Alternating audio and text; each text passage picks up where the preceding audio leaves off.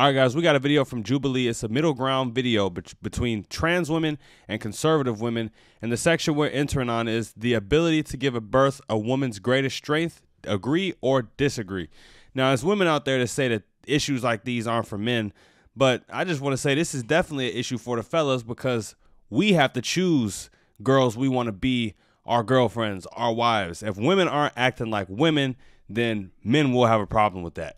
So with that being said, we're about to get into this video. Don't forget to like, comment, share, and subscribe while we're watching. Now let's roll it. So how would you define womanhood?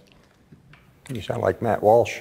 It's a good question. Womanhood, to me, is about standing in integrity. It is about being confident in who you are. And me, as a Black trans woman, should not be a threat to you. And what I see from a lot of cisgender women is they're trying to deem what womanhood is supposed to look like. I have my own perspective of womanhood. We can coexist in the same world, but the reality is we get so stuck on parts. Having a vagina is not the only thing that makes you a woman. I'm sorry.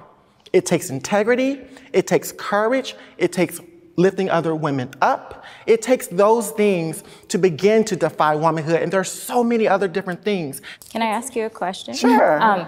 Okay, so if I were a white person and I said Blackness is about integrity and courage and kind of the same thing that you used to define womanhood, and then I said I want to transition into a Black person and I'm white. And I'm redefining what Blackness is to fit what I view it as, right? There's no objective reality of what Blackness is. Would you consider that appropriation, or do you think that's something I should be allowed to do? I consider that dodging, and I consider that comparing apples to oranges, because race and gender identity are two separate different things. Because when we look at race, we have to look at many, many different structures of what whiteness and white supremacy looks like, and how white supremacy can be manipulated into other things. And what happens is the closer you are in proximity to whiteness, you're able to weaponize it against other people. It reminds me a lot of Rachel Dolezal, who, you know, masqueraded as a Black woman. It really did open up many more doors of conversations around it, but it's still wrong. It's still not fair, because she will still ultimately have a privilege that I, as a Black trans woman, would not begin to have. What's interesting is that we're talking about race and gender, or as we probably like to call it on our side, sex. Race actually has a more understandable structure for people being transracial. Race does actually exist on a spectrum. I'm biracial. Many perceive me to be Black, even though I am also half white and half Black. We label people like President Obama as a Black president, even though he is as well. Race has never had binary markers. It does exist on a spectrum. Gender, however, does have binary markers. As much as we try, as much as we change the way that we self-present, chromosomes are not going to change. Okay. And that's just a reality. All right, Yeah, I think she summed that up very well. You know, because they got really off topic there. This girl with the yellow pants started it off by saying the same way you can't go from being a white person into being a Black person, that would be wrong. You can't just jump from one gender to another. You can't change the gender that you were given at birth. You can go under the knife, or you can use drugs, you can use cosmetics to make yourself look like a woman, but if you aren't born a woman, you just weren't born a woman. That biological DNA is very hard to fight against. And just to comment on what the Black trans lady said in her monologue when she started talking, I think we have historically given trans people and even gay people their space here in this country. Now, people definitely had a problem with it, but it's never been as accepted as it is today. Most people don't want to model their lives after that. So, of course, you're going to have pushback from people. You know, we've always given, you know, gay people, trans people the space to do what they want in private sexually. It's not like we back in medieval times and we burning people. It's not that deep. But when your movement infiltrates mainstream media, and, you know, people who are straight have to look at this and digest this stuff on a day-to-day basis when they just watching TV, of course you're going to run into pushback. I'm going to bring up a little point here, because you talked about the binary side of gender. Well, I was born a little both.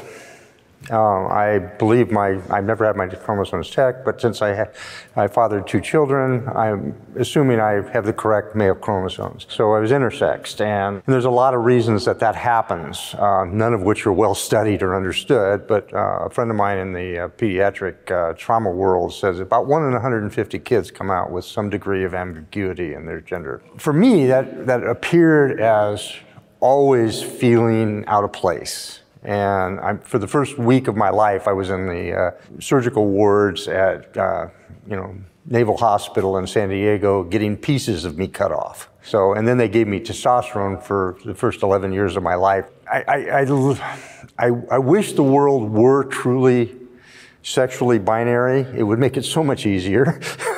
But there is a little bit of a smear. And, as a trans person, I'm a very conservative trans person. I don't see the huge gender spectrum that a lot of people in the trans community do. Do I feel better having transitioned? Yes, absolutely. I used to live in a little shell, very large shell, but